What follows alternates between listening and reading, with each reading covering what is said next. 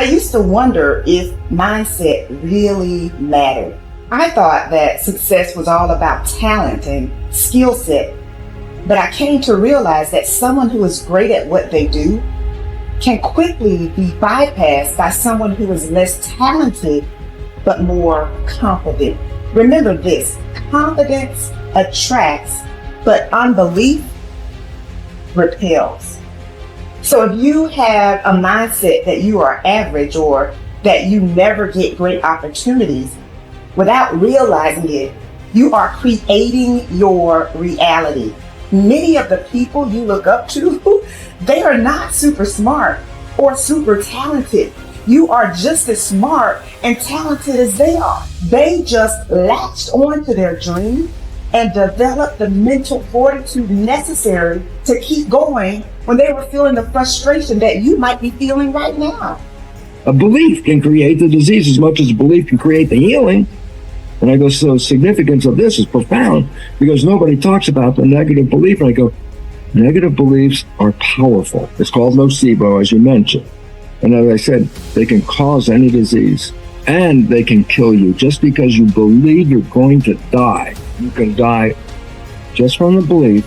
We always have to update our versions about reality because it's the only way that we adapt. Don't believe everything you've read or heard. It just may not be the truth. There's always a greater truth that you and I can begin to investigate. Surely someone in eternity has had similar problems as you and I and have gotten beyond it. Yes or no? So study that person. You want to be wealthy? Study wealthy people. Don't just have some panacea that you're just going to get wealthy. Read about wealthy people and find out that they lost everything and failed miserably 20, 50 times. But what they had as a characteristic, a quality in their personality is they were persistent and they kept changing. And they kept forgiving and letting go of the past and kept going. And sooner or later, they ran into it. And when they had all the money they wanted, it was never about the money. It was just about that they could prove to themselves that they can do it. Stop rationalizing. Stop making excuses. Stop giving yourself little watered down assessments of where you're really at. Tell yourself the truth. Are you making yourself better? Are you making yourself worse? Are you moving forward or are you moving back? Anything that you have that you feel is a negative, it doesn't matter. Anything you feel it's a positive, it doesn't matter. We're still the ones that make the decisions and we're the ones that move the needle because no one's doing it for us. We want to change the world, we decide we're going to change it. We want to change the economy in our home, we have to decide. We want to change the amount of time we spend with family or live into our true purpose or be the woman or God or man God designed us to be. No one else is doing it for us. But what we can do is what you're doing. Gain capabilities from people who've already been there. Be a part of a group bigger than yourself. You already got the capabilities. You're already a part of a group bigger than yourself. You already got the support of this amazing family. I think true behavior change is identity change. And it's this shifting of your self-image, your beliefs, or the way you look at yourself. Because it's one thing to say that I want this, and it's something very different to say I am this. So people walk around with beliefs like that all the time. I'm not a language learner. I'm not good at math. I'm terrible with directions. I'm not good at remembering someone's name. Yeah. And once you have those type of, once you adopt that identity, it becomes very easy to just reinforce that over and over again. And so these three levels that you mentioned, outcomes, process, and identity, all three matter. But I think the key is that you want the direction of change to be in the right way, the right arrow. So if you start with the outcomes, if you start with the result, then you're like, oh, I really want this thing, and here's my plan for getting it. And most people just never think about the identity that comes underneath that. Like they think, I want to lose weight or I want to be skinny, and if I follow this diet, then I'll be skinny. And then they don't really give any thought to the beliefs behind their behavior. But if you start the other way around, if you start at the identity, you say, all right, who's the type of person that could lose weight? Well, maybe it's the type of person who doesn't miss workouts. Then you start with that identity. You say, okay, I want to become the type of person who doesn't miss workouts. Here are the habits I need to build. And then whatever results come, just come naturally. So most people focus on the results and build a plan and let the identity come naturally, but that rarely works because their beliefs like conflict with your actions. But if you start with the identity and you build the habits to reinforce that, then the results just come on their own. You are quite capable, and I don't even know what you earn, but I do know this. You can turn your annual income into a monthly income. You're very capable of doing that. Now, you may think that I'm exaggerating. You can't exaggerate when you start talking about the potential of a human being. Stop and take a look at the way we communicate today. I remember when I was a kid when I saw the first television set. If anybody had told me at that time it was black and white, it was snow, and somebody'd appear on the screen and they'd go away again. If somebody had said, listen, in your lifetime, you'll be able to put one on your wrist, self-contained in living color. Somebody can shoot something going on the other side of the world. You can watch the Olympics on your wrist. You'd have thought they were right out of their mind, but all that's going on. In fact, that's nothing today compared to what we're capable of doing. You stick a little camera on our computer and look at the other person and talk to them anywhere in the world. Doesn't even cost you a nickel.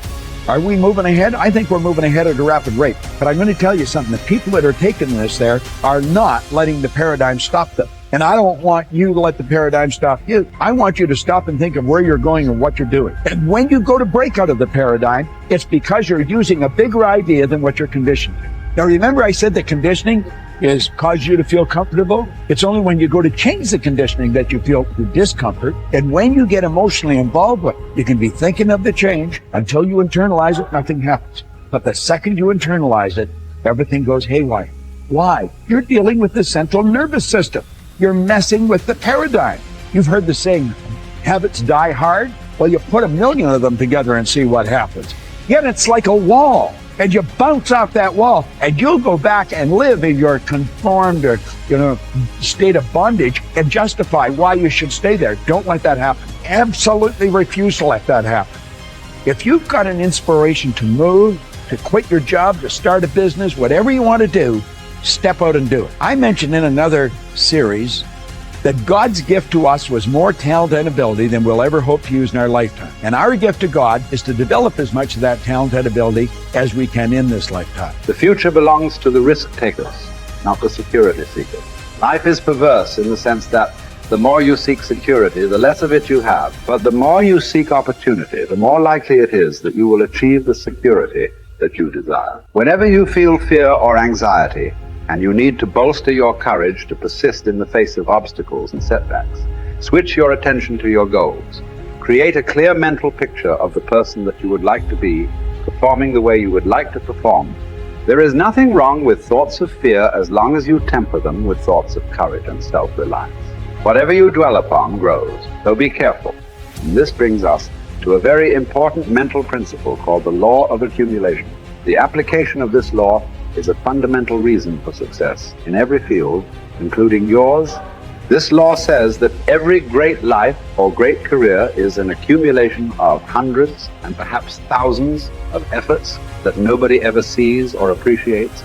Great success is the result of countless hours, maybe even months and years of preparation and hard work toward the goal of becoming very good at what you are doing. This law of accumulation says that life is very much like a balance sheet with both credits and debits. Every time you do something positive to enhance your abilities and to improve your life, you get a credit on the credit side of your ledger.